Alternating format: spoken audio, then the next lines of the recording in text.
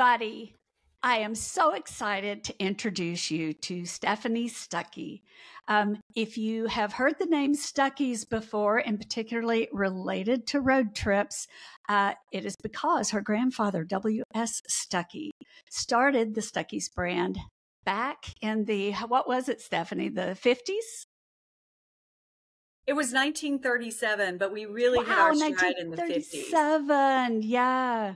Yeah. So for people like me, we're remembering all the nostalgia from the 60s and the road trip, 60s and 70s. So that is my frame of reference. So Stephanie, welcome. Thank you for being here.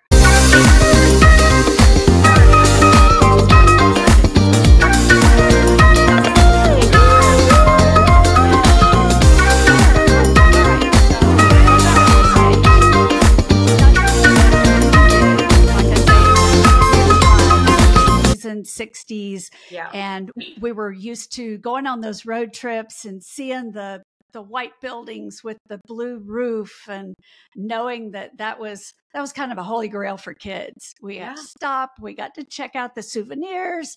Who knew? I guess Dad was filling up the gas tank, paid no attention to him, hit the ground running. So that was the heyday of Stuckey's.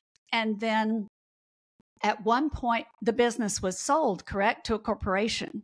That's right. We had a couple of outside corporate owners. That was really the beginning of the downfall of the brand.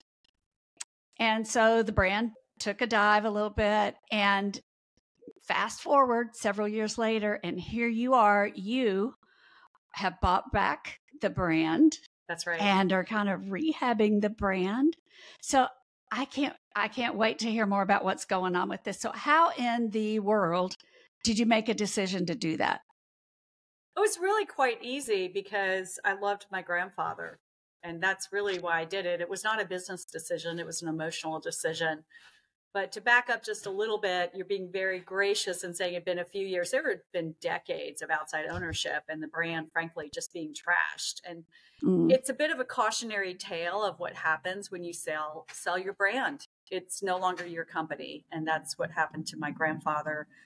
And we had gone from, at our peak, 368 stores in 40 states to, by the time I bought it, there were a dozen of those original stores left.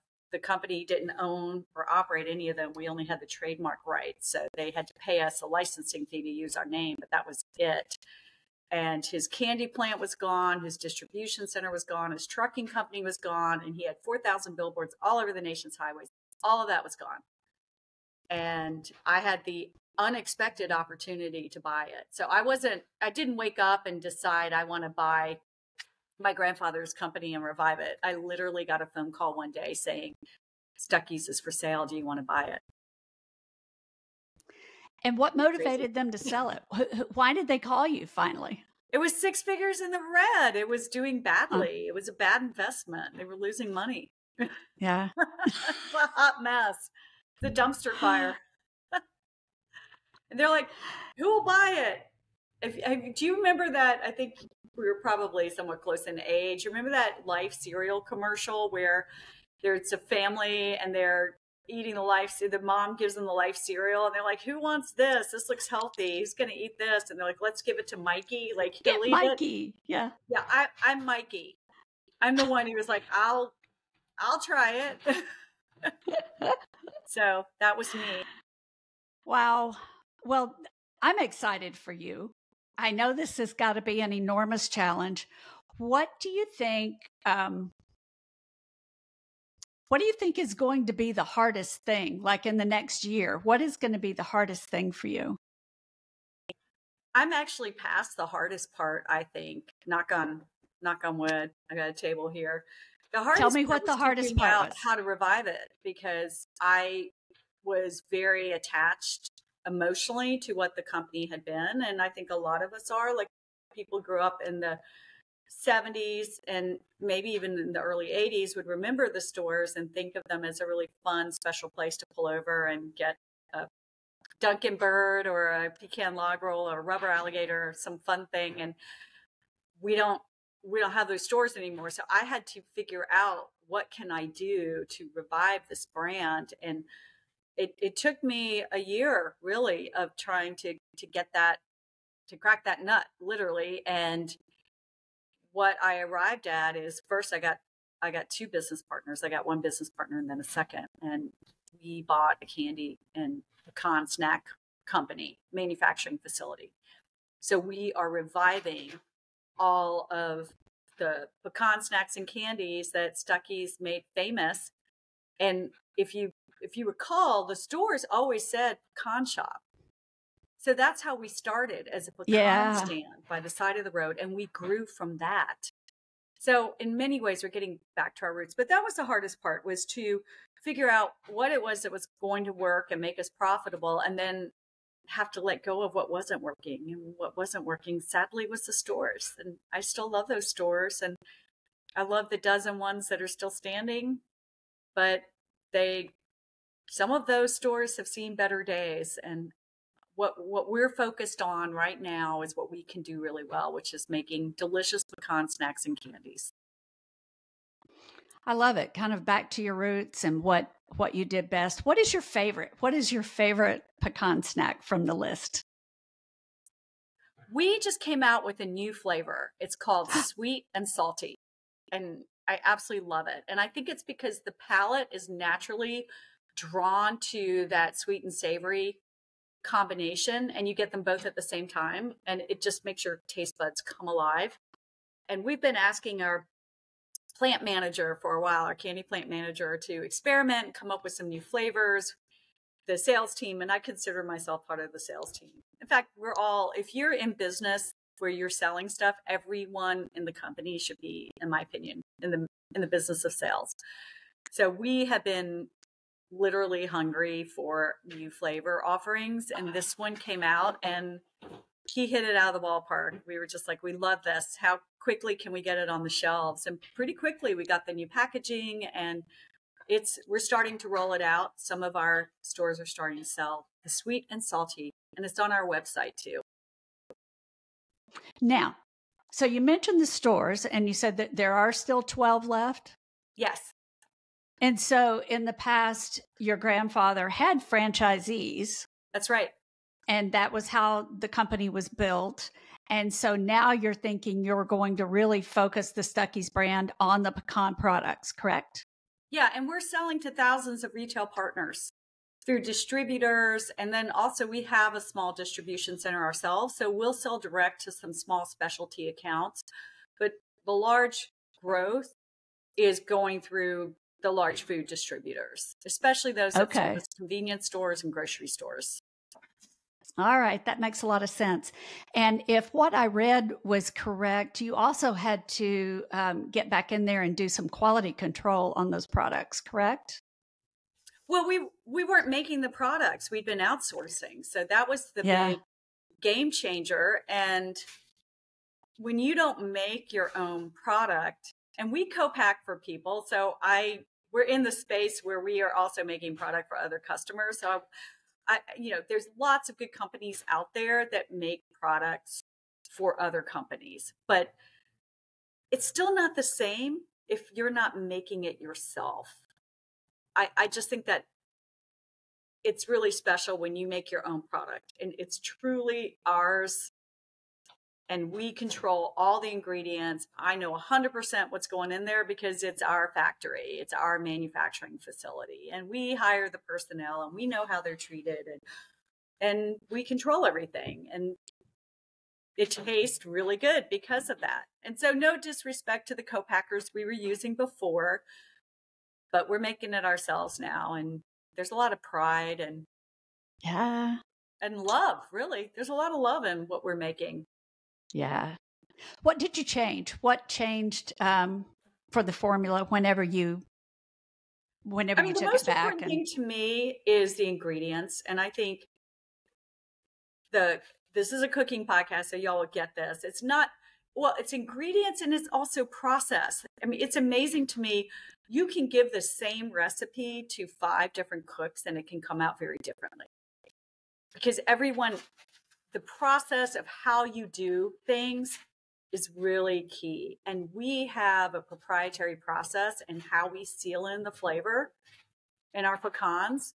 that makes them taste crispy and crunchy on the outside, and then they're moist on the inside.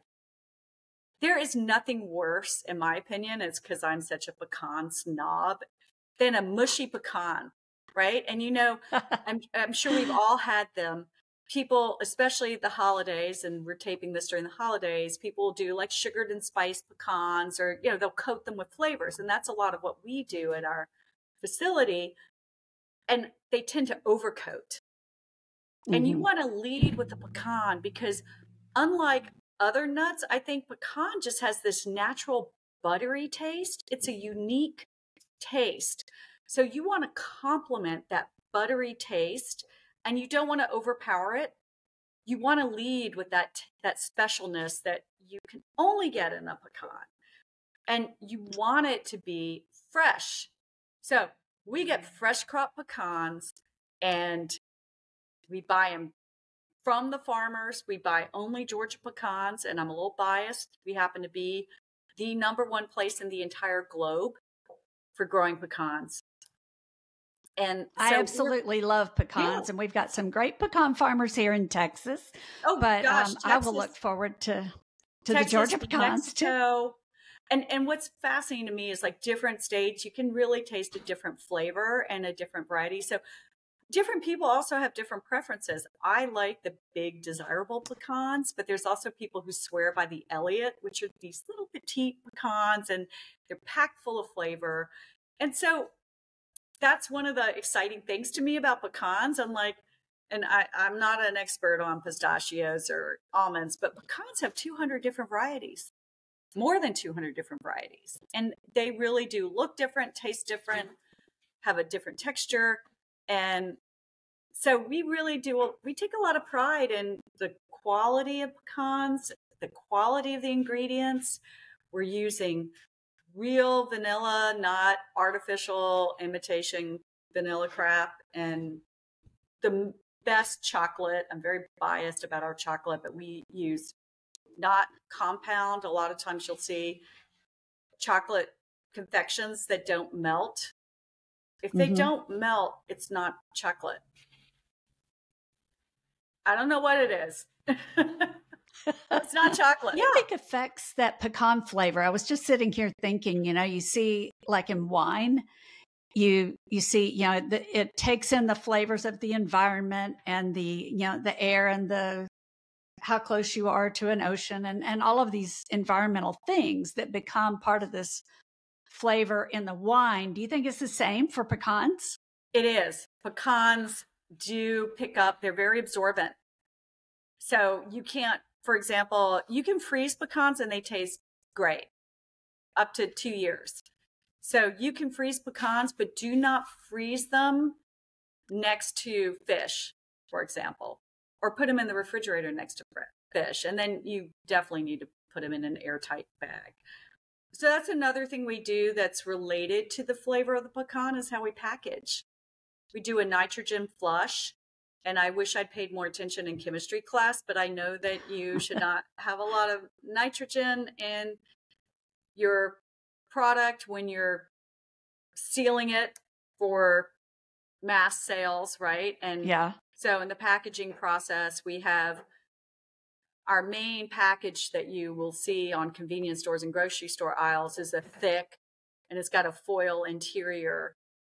So you're not letting light in, and we're keeping oxygen out, so that should keep it tasting fresh. Yeah. So when you open your product, when you buy, there should be a lot of foodies listening. You got to have fresh ingredients, and when you open this packaging at the store, there's a lot of care that's gone into making sure that by the time it reaches your kitchen or your pan when you're cooking, that it's going to be fresh right when you open it. So go ahead and eat it. Yeah. Yes, you can reseal it, but nothing like fresh food. Yeah. Tell me about your grandfather. Well, I knew him as my grandfather. I didn't know him as a businessman because he'd sold Stuckey's a year before I was born. And he died a week after my 12th birthday. So I wish I'd known him better. I remember him being very kind and always working, always selling.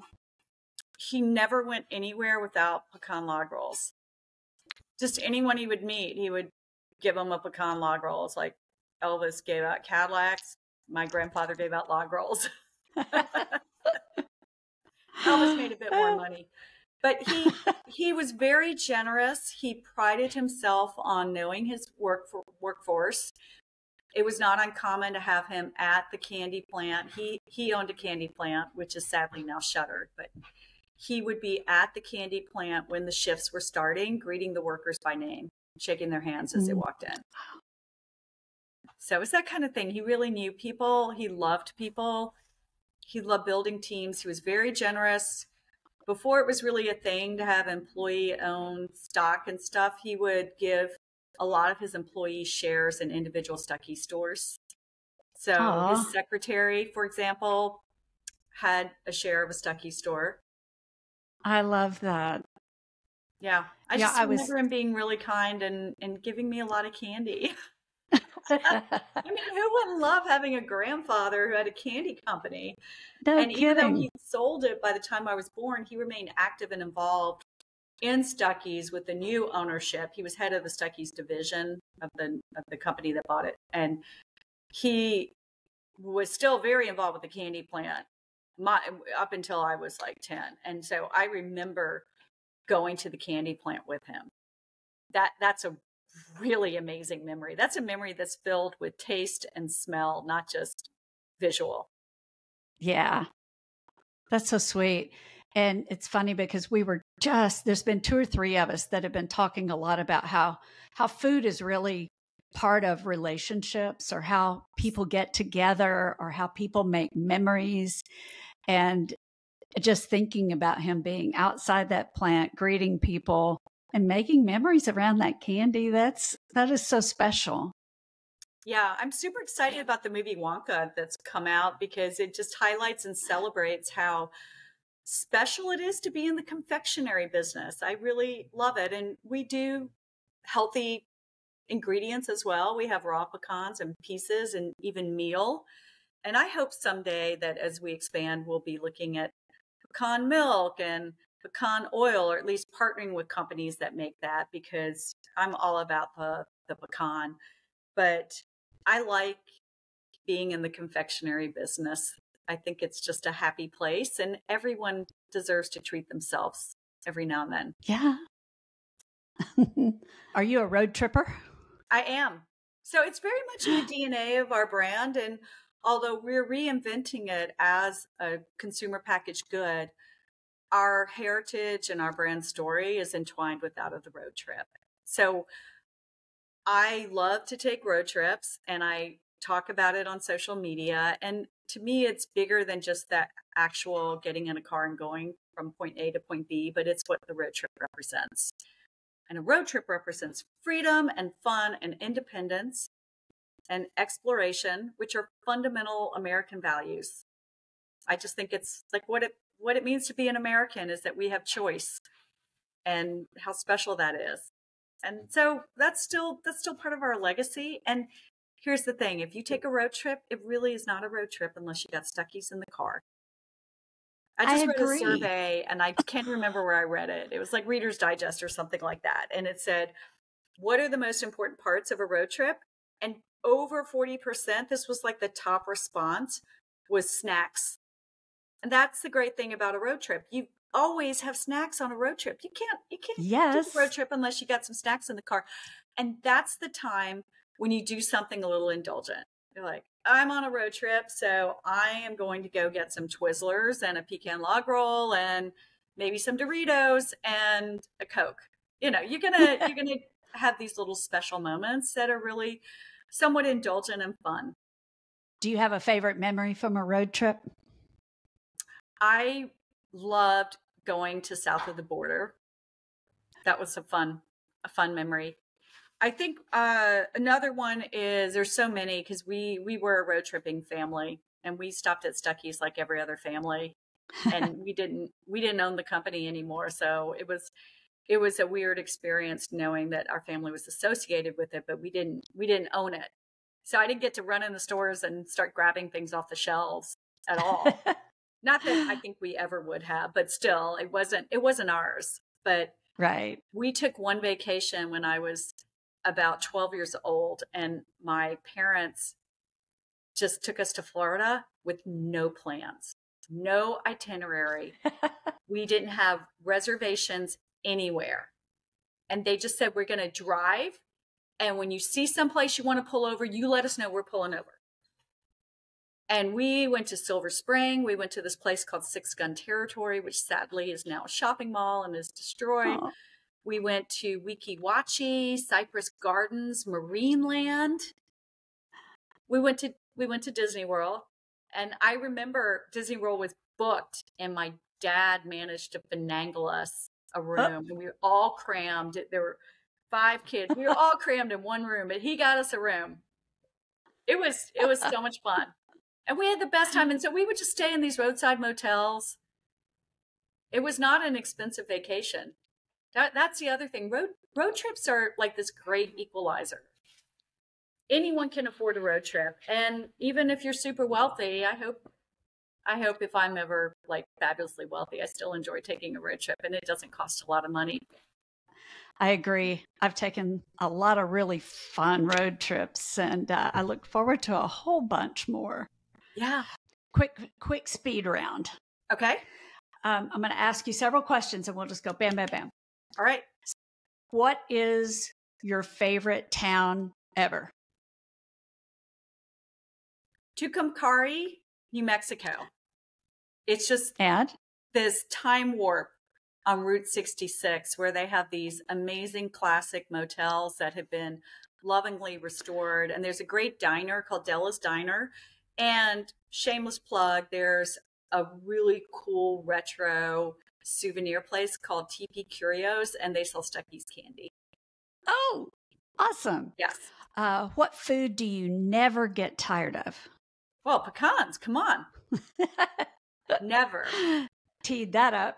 You can eat it so many different ways too. You know, you can put it in granola, you can put it on salads, you can crush it up and put it on top of meats. It's really great on fish, and of course candies. But pecans are just great and everything. Smoothies, just eat it so many different ways. How about a food that you would never eat again? Well, I'm a vegetarian, true confession. So although I say I'm a Southern vegetarian, which means if I go to a meat and three in a small town in Georgia and the veggies have been cooked in fat back, I'm going to eat them. But I'm not a meat eater. So I wouldn't eat meat. Okay. All right. And what is a favorite recipe in your household? So many. I'm just trying to choose from. Okay, my mom makes the best recipe. She calls them tea time tassies, and they're actually on the Stuckey's website. They're mini pecan pies, and a lot of people do them. I've seen them with different names, but she's always called them tea time tassies. But you get the muffin tins that are small, and you make individual pecan crust, and then the filling is just like a pecan pie, and it's just incredible. Melt in your mouth. So we can find that on the Stuckey's website. It says Ethel Stuckey's Tea Time Tassies. I will share that. And she still makes them. My mom is thankfully still with us, and she's still cooking them. Yum. What have I not asked you that I should have asked you? My favorite road trip snack, other than Stuckey's pecans. Do tell. Dot's pretzels. Oh. I absolutely love those pretzels. And I also love the story behind Dot's, because Dot is a real person, and she is from either North or South Dakota, one of the Dakotas. And this was just her own recipe that she would always take to potluck suppers with friends in church, and everyone always complimented her on them, and she started giving them as gifts, and then she started selling them out of her home kitchen. And she grew that from her kitchen to a nationwide brand, and she just sold to Hershey over a year ago, and reportedly the figure was like $1 billion. And she's an amazing success story. And I've seen interviews with her, and she's just so down to earth. She's not like this person who's taken on airs. She's just very humble and very authentic. And the other thing I like is she took a product that you see on the shelves every day that is it's really, really hard to break through the competition when the big players are like Snyder's, and you've got these players who are just titans in the food industry. And how are you going to get your little brand on the shelves at all and then get people to buy it? It's an incredible story to be able to do that breakthrough. And it's because, in part, it's one of the most delicious snacks. You just taste them and they're amazing. So she said, okay, I make a great pretzel. I'm gonna do it. So I love that. You can always make a better.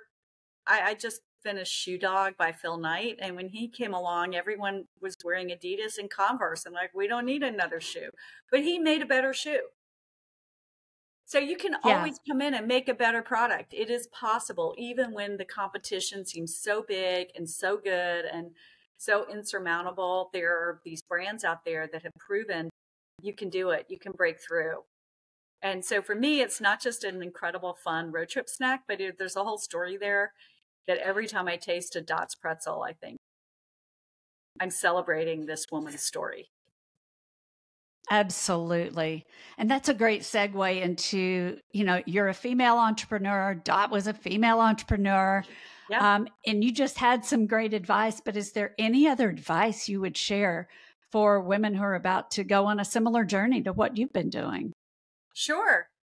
3 words. You're not alone. Maybe that's 4 words. You are not alone.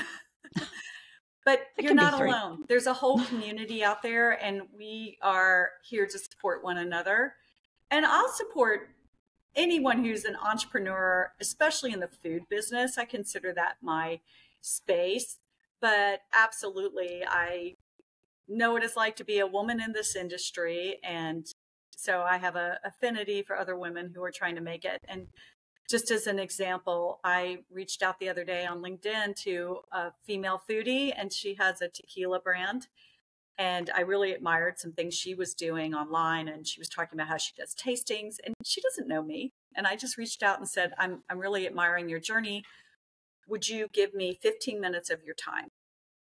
And we set up a call, and it turned into an hour and 15 minutes. And so helpful, so generous, so giving with things that she's done to help promote her brand that are very helpful to me.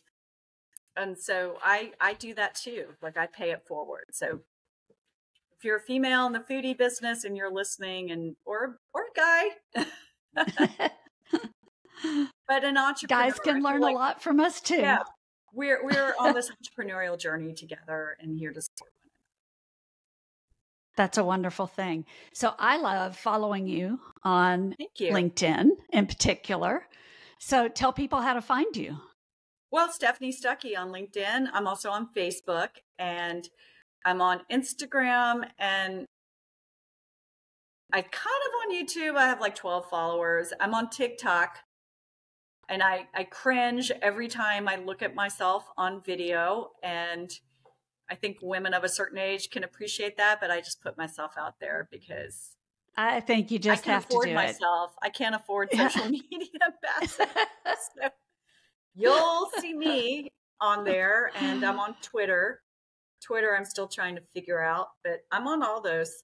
Twitter / LinkedIn X. is the business space. So if you're looking to connect with me in a business perspective, message me on LinkedIn, and that's a pretty good way to reach me. And then also, just if you go on our website, there's a contact form. And if you say, make sure Stephanie sees this, our staff or our team member who monitors that will make sure I see it. Thank you for that. I love your generous spirit, and I love that you're reviving your family's brand. Thank you. And I just can't wait to see what you do next. Yes. So and I've got a book coming out April 1st, all about the journey. So it's called Unstuck. Tell me a little about that. Find it on online. It's on Amazon. Also, I'll give a shout out to independent bookstores. You can go on bookshop.org and pre-order as well. And that supports small independent bookstores. And you can pre-order. And it's not just my journey, it's my grandfather's journey. So there's a lot in there. It's a fun story, I think. I'll be first in line ordering that one. Thank you. Although I may need a signed copy. Yeah, I'll be going all over. I'll be at a bunch of, I'm going to start doing foodie events. So I'm really excited. I'm probably going to be doing fancy foods this coming year. So are we. We're doing New York.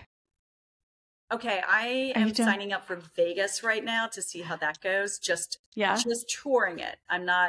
We won't have a booth. I'm not speaking. Right. I'm just going to get the lay of the land. All right. It's like a whole experience. I can't wait. I feel like that's like Disneyland for me. Yeah, we haven't been before either, but we decided that we would go in New York in June to New York. So anyone listening, reach out to Elaine and I. Some tips. Yes. Yeah, if you're going to Vegas, reach out to me. If you're going to New York, reach out to Elaine. Maybe I'll go. If Vegas, we want to know. Yeah, I might be in New York if Vegas goes well. Yeah. Oh, good. We have a plan. Yay. Yay. Well, Stephanie, thank you so much for joining me. And I'll be sure and share how to get a hold of you. And we will follow your journey as you go down the road. Thanks, Elaine. I appreciate it. Have an awesome day.